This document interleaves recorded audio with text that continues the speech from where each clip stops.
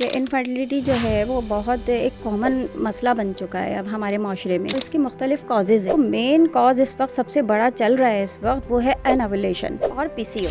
एक सवाल ये होता है कि जी शादी अगर लेट होगी तो बच्चे नहीं होंगे। बिल्कुल ऐसा ही है। पीसीओएस का जो मेन इशू है वो है ओवरवेट। ख़वातीन अपने आप को देखती नहीं है, जंक फूड फास्ट फूड बहुत ज़्यादा खा रही होती हैं, ओवरवेट हो जाती हैं, जिसकी वजह से पीसीओएस का प्रॉब्लम आता है। फंगस इन्फेक्शन होता है और एक बैक्टीरियल इन्फेक्शन होता है। बीन्स और ब्लैक चिकपीस, इसको डाइट में रखें आप। धमासे का सही तरीका, सही इस्तेमाल क्या है? इसका पानी पिएं।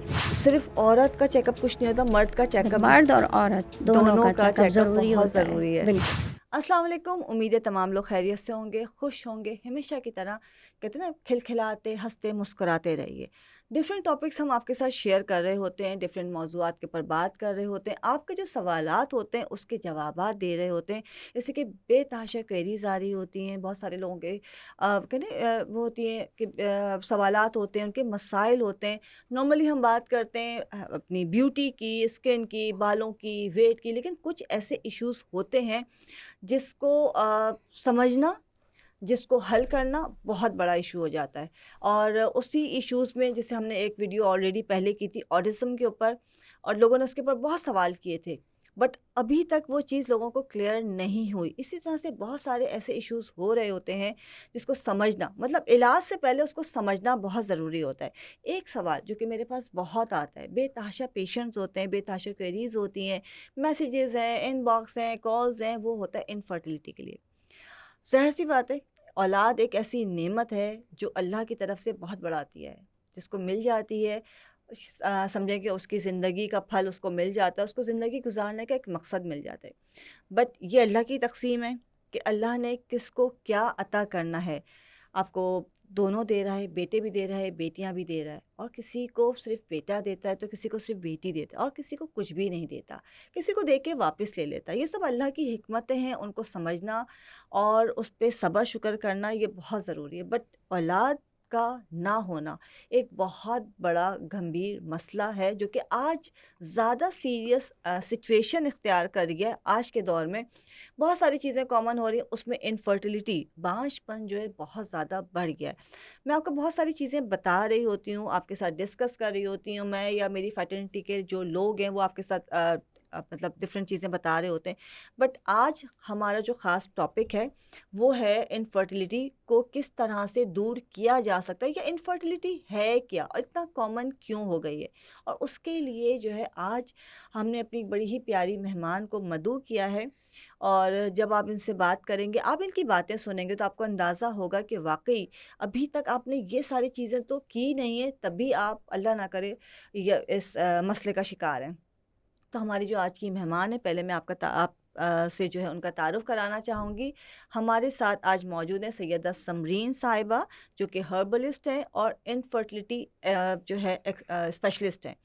अस्सलाम वालेकुम समरीन, वालेकुम अस्सलाम। कैसी हैं? अल्हम्दुलिल्लाह, मैं मुझे पता बिल्कुल है आपने खैरियत से। क्लिनिक बड़ी जल्दी बंद किया है और भाग-भाग के आई हैं, लेकिन ज़ाहिर-सी बात है ये जो इनफर्टिलिटी का जो टॉपिक है, इसके ऊपर हमें किसी ऐसे ही किसी ऐसी माहिर डॉक्टर से राब्ता करना था जो कि इसको समझ के और इसको समझा सकें। देखिए, ट्रीटमेंट सब कर रहे होते हैं, बिल्कुल ऐसा बहुत ही है। सारी हम चीज़ें बता रहे होते हैं, जी। लेकिन आपका जो बेसिक, आपका जो कहना चाहिए एरिया है, या आप जिसमें काम करती हैं, स्पेशलिटी जो है वो आपकी इनफर्टिलिटी है। इनफर्टिलिटी। तो सबसे पहले तो मुझे आप बताइए कि आप कितने अरसे से इस फील्ड में मौजूद हैं? मैं अभी इस फ़ील्ड में, ख़ैर मैं नहीं हूँ, मैं हुँ। अभी तकरीबन 2 साल हुए हैं मुझे अच्छा, इस ठीक फ़ील्ड है। में आए हुए।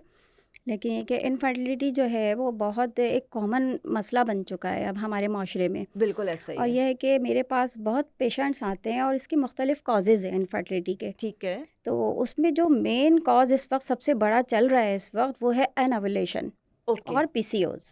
राइट। ये 2 कॉजेज़ जो हैं वो बहुत कॉमन है इस वक्त।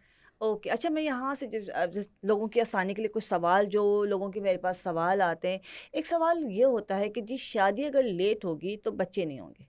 बिल्कुल ऐसा ही है। कितनी लेट, इसको आप क्या काउंट करते देखें, हैं? फ़ीमेल में मैं समझती हूँ कि 18 टू 25 से ले जो एज लिमिट होती है ये बेहतरीन होता है ओके, फर्टिलिटी।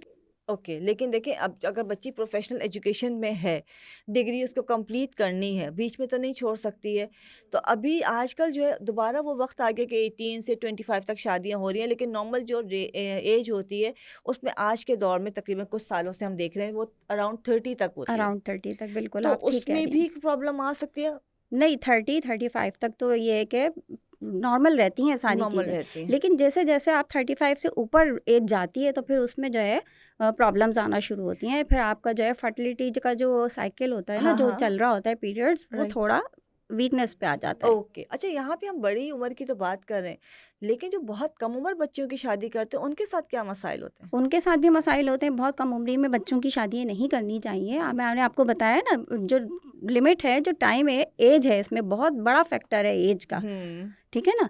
तो इनफर्टिलिटी में जो हमारे पास जो पेशेंट आते हैं वो ज़्यादातर 30 प्लस ही आ रहे होते हैं। Okay, right. क्यों? ज़ाहिर है वो पूरा टाइम गुज़ार के, सारे टाइम तजर्बे गुज़ार के आते करके, हैं। सब कुछ दुआएँ और मेडिसिन्स करके उसके बिल्कुल, बाद आ रहे होते बिल्कुल, होंगे। ऐसा ही है। तो जो सबसे बड़ा रीज़न आपके पास एक बड़ी तादाद पेशेंट की होती है, आपने अभी तक जो अपनी प्रैक्टिस के अंदर सबसे बड़ा रीज़न जो है इनफर्टिलिटी का क्या देखा है?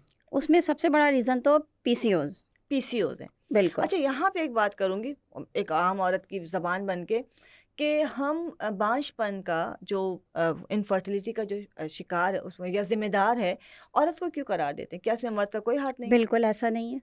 क्योंकि इनफर्टिलिटी में मर्द और औरत दोनों का बराबर का शेयरिंग है। इसमें इलाज दोनों का होना ज़रूरी बिल्कुल है। कितना लेकिन ज़रूरी है? इनफर्टिलिटी में आप ये देखें कि ख़वातीन के साथ जो है ना, वो कॉजेज़ ज़्यादा हैं ओके, बनिस्बत मर्दों के।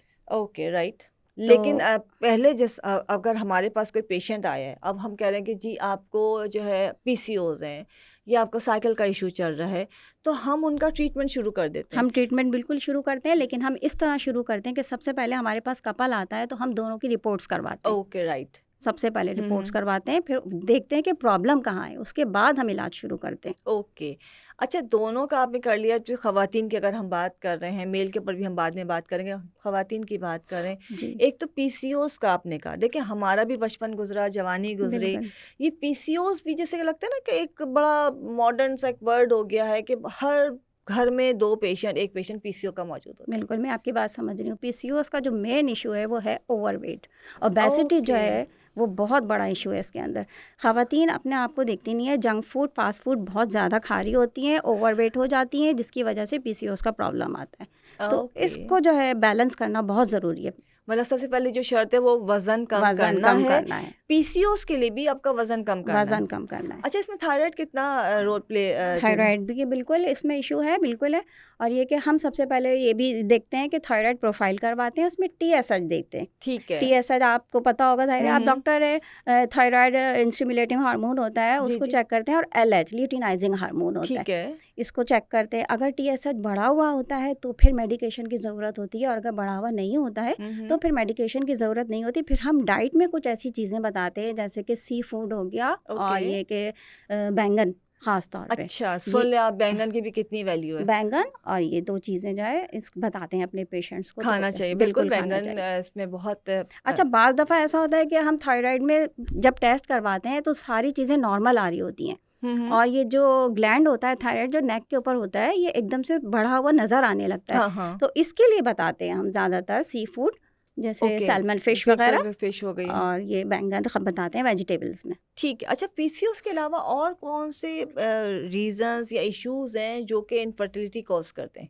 पीसीओएस के अलावा देखें, एनाबुलेशन है, एंडोमेट्रियोसिस है, बिल्कुल। पीआईडी इसमें बहुत बड़ा इशू ओके। होता है। ओवर एज ख़वातीन जब हो जाती हैं तो उनके ओह! लिए राइट। ये होता है यूट्राइन एब्नॉर्मलिटीज़, जो यस। समझ रही हैं हाँ, ना आप? हाँ, हाँ। तो यूट्रस में इन्फेक्शन वगैरह आ जाते हैं, तो ये पीआईडी होता है। ओके। इसमें भी एक देखें, फंगस इन्फेक्शन होता है और एक बैक्टीरियल इन्फेक्शन होता है। ओके। अच्छा, फंगस में जो होता है वो होता है कैंडिडा, क्लैप्सिला, आपको मालूम होगा। और ये बैक्टीरियल इन्फेक्शन में जो होता है, ये हमारे पास आ जाता है, इसमें गोनोकोकाई और इकोलाई, इसको ज़रा जल्दी ट्रीटमेंट हो जाता है। लेकिन ये है कि फंगस वाला इन्फेक्शन जो टाइम होता है उसमें थोड़ा टाइम लगता है, अच्छा मुझे ये लेकिन बता हर्बल में ट्रीटमेंट इसका हो जाता बहुत है, आराम से देखिए बहुत बहुत आराम सारी से। चीज़ें ऐसी हैं जो हमने अपनी प्रैक्टिस में देखी हैं कि अगर हम कुछ चीज़ों का इलाज डॉक्टर कहते हैं सिर्फ सर्जरी है बट तिब के अंदर जो है या हर्बल कह लें या आयुर्वेदिक के अंदर उसका ट्रीटमेंट मौजूद होता है। बिल्कुल। मैं आपसे अपने जो देखने वालों के लिए आसानी के लिए पूछना चाहूँगी कि अगर अल्लाह ना करे कोई बड़ा इशू है तो ऑब्वियसली डॉक्टर के पास जाना है, ट्रीटमेंट करवाना है। बट वो कुछ ऐसी कौन सी चीज़ें होती हैं आसान सी जो अगर हम अपनी डाइट में रखें, अपना लाइफस्टाइल के अंदर ऐड ऑन कर लें, या कुछ ऐसी हर्ब्स या कुछ भी ऐसा जो हम खाते रहें या अपनी बच्चियों को शुरू से इस्तेमाल करवाएं, बिल्कुल तो उनके सारे हार्मोन्स जो है बैलेंस रहें बैलेंस रहे। और आगे आगे इन फ्यूचर जो है, जैसे बच्ची की एज होती है प्यूबर्टी के बाद, जब एक टीन्स में आती है, फिर उसके एक टाइम आता है शादी का, उस वक्त तक वो चीज़ें इतनी नॉर्मल रहें कि उसको इनफर्टिलिटी का इशू ना आए। अच्छा जी, तो इसमें ये है कि हम अपने पेशेंट्स को बताते हैं और आम वैसे भी हम हर्बल टिप्स देते रहते हैं लोगों को, तो उसमें ये है कि दालें, ओके बीन्स और ब्लैक चिकपीस, काले चने, ओके इसको डाइट में रखें आप, तो इससे ये है कि हार्मोन बैलेंस होते हैं। इसके ओके अलावा सनफ्लावर सीड्स आपने सुना होगा, उसको बिल्कुल हल्का हल्का विदाउट ऑयल रोस्ट करके उसका पाउडर फॉर्म में उसको आप सुबह शाम लें, एक चमचा टेबल ठीक है। स्पून, ये कि उससे भी जो है हार्मोनल प्रॉब्लम्स जो है वो इसको कितना बैलेंस हो जाते हैं। मतलब जो सनफ्लावर सीड्स आपने बताया, नॉर्मली हम सीड थेरेपी करवा रहे होते हैं, जी बट अगर आप सिर्फ सनफ्लावर सीड्स बता रही हैं, तो ये जो सीड्स हैं ये सुबह निहारमू लेने हैं बिल्कुल, सुबह और नहार मुँह कितना लें अरसा लेना चाहिए? आप, कम से कम 12 to 14 वीक्स।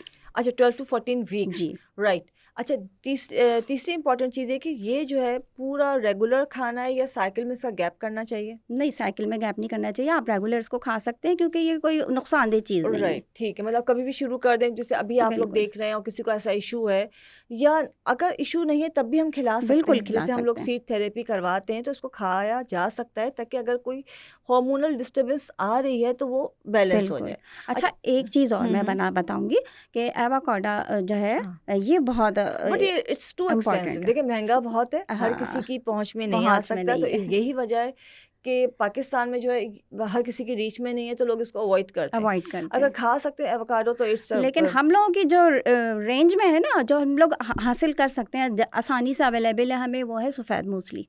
ओह राइट, अच्छा सफ़ेद सफ़ेद, मूसली वो हार्मोन्स को इम्बैलेंस करने में बहुत बहुत उसका अहम किरदार है। तो सफ़ेद मूसली किस तरह इस्तेमाल सफ़ेद करनी? मूसली को आप पाउडर फॉर्म में यूज़ कीजिए। सफ़ेद मूसली लेके अच्छी तरह साफ़ करके उसको पिसवा लीजिए और फिर 1 टेबल स्पून सुबह, 1 टेबल स्पून शाम, इस तरह इस्तेमाल कीजिए।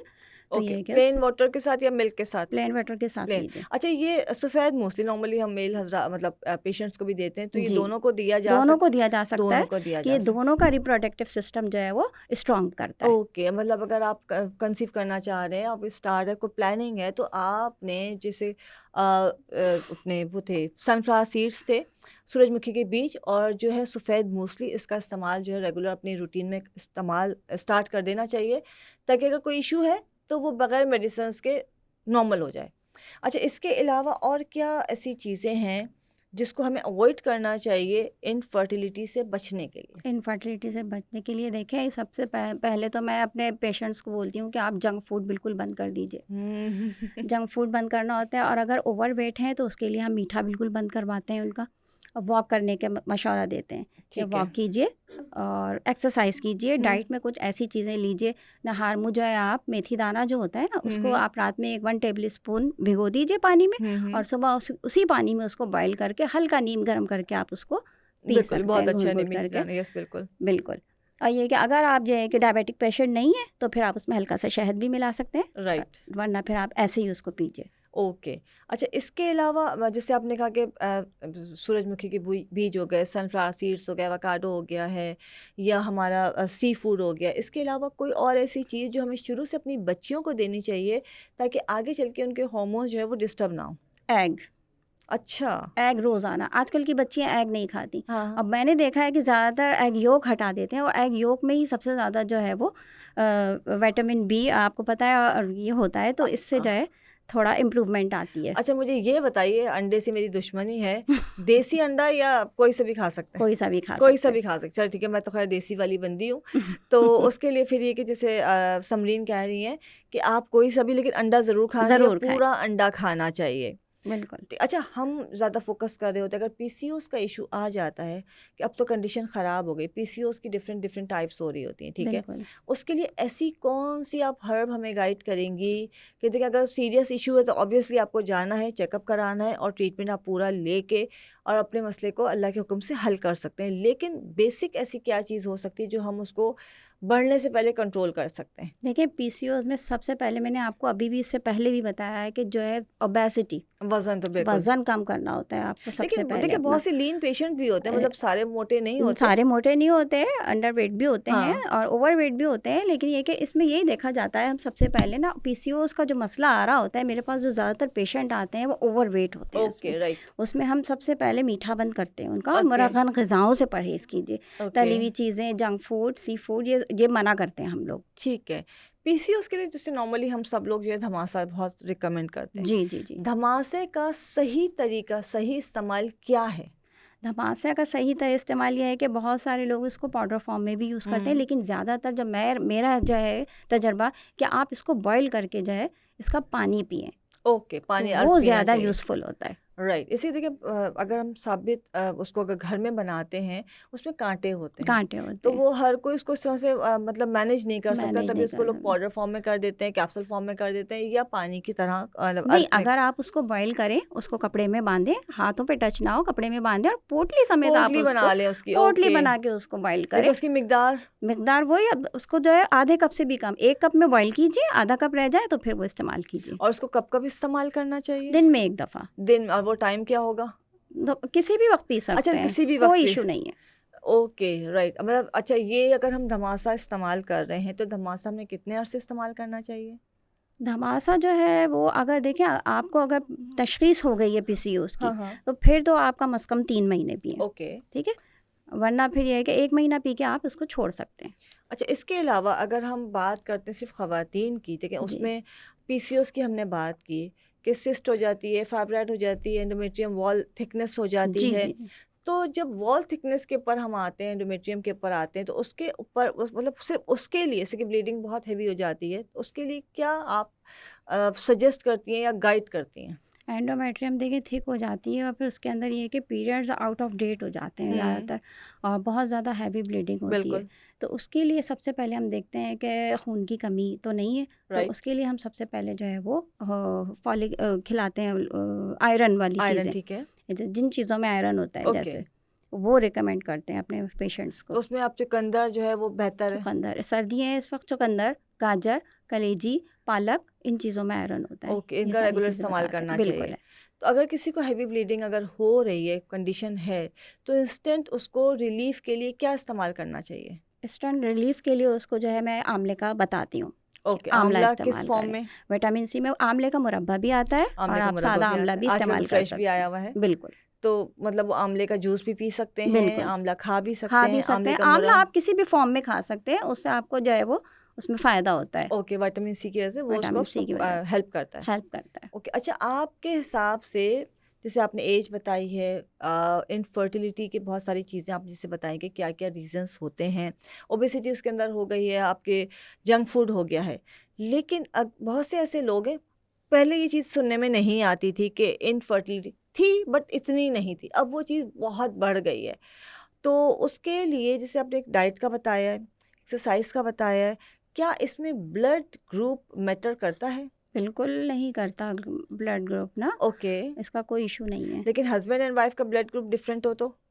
इससे कोई इशू नहीं कोई होता। इश्यू नहीं होता है। हाँ, जैसे नॉर्मली हम कहते हैं कि होता है कि जी ब्लड अगर ओ नेगेटिव है, पॉजिटिव नेगेटिव अगर किसी का होता है तो इश्यू आ सकता है। हाँ, वो थोड़ा आता है उसमें, जो ख़ानदान में जो बाज़ शादियाँ हो हाँ, जाती हैं तो हाँ, फिर बच्चों में थोड़ी-सी आती है प्रॉब्लम।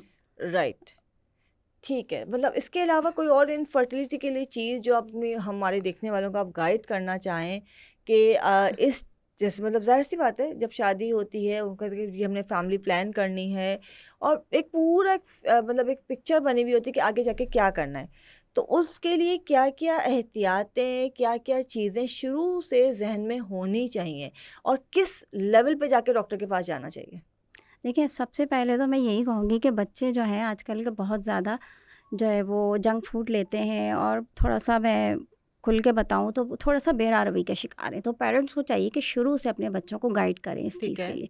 ठीक है, तो इनफर्टिलिटी में फिर ये कि प्रॉब्लम्स नहीं आती हैं, थोड़ा राइट। शुरू से आप केयर कीजिए इन चीज़ों की। ये कि अपनी डाइट को अच्छा रखिए। ठीक है। अ, उसमें जो है बहुत सारी चीज़ें आ जाती हैं डाइट में। रोज़ाना अंडा, जैसे मैंने आपको बताया, लड़कियां आजकल की अंडा नहीं खाती हैं तो ये कि रोज़ाना अपनी डाइट में एग रोज़ाना इस्तेमाल करें। और ये कि बहुत सारे इसमें चीज़ें हैं। अच्छा, इसमें एक इशू आता है प्रोलैक्टिन का, बाज़ बिल्कुल। ख़वातीन में प्रोलैक्टिन भी बढ़ जाता है। हम्म। तो वो होता है, असल में कब होता है, ये ड्यूरिंग लैक्टेशन ओके। बाज़ राइट। ख़वातीन में बढ़ जाता है, आपको पता होगा। सही है। तो उसमें हम लोग उनको बताते हैं सुबह नहार मुँह मेथी दाना बॉयल करके पिएं, तो उससे जो है वो उनके हो जाता है। प्रोलैक्टिन लेवल नॉर्मल हो जाता है। ओके। अच्छा, एक चीज़ और होती है, सब इसको फेस कर रहे होते हैं, शादी हुई है, 6 महीने से 8 महीने गुजरे, खुशखबरी खुशखबरी खुशखबरी की बिल्कुल ऐसा ही। कानों में आवाज़ आना शुरू हो जाती है। तो अगर नॉर्मल एक फेज़ होता है कि साल सवा साल के अंदर आपको खुशखबरी नहीं मिली तो सासों को टेंशन शुरू हो जाती है। बिल्कुल ऐसा ही है। तो आपके हिसाब से कब डॉक्टर के पास जाना चाहिए और कितना वेट करना चाहिए?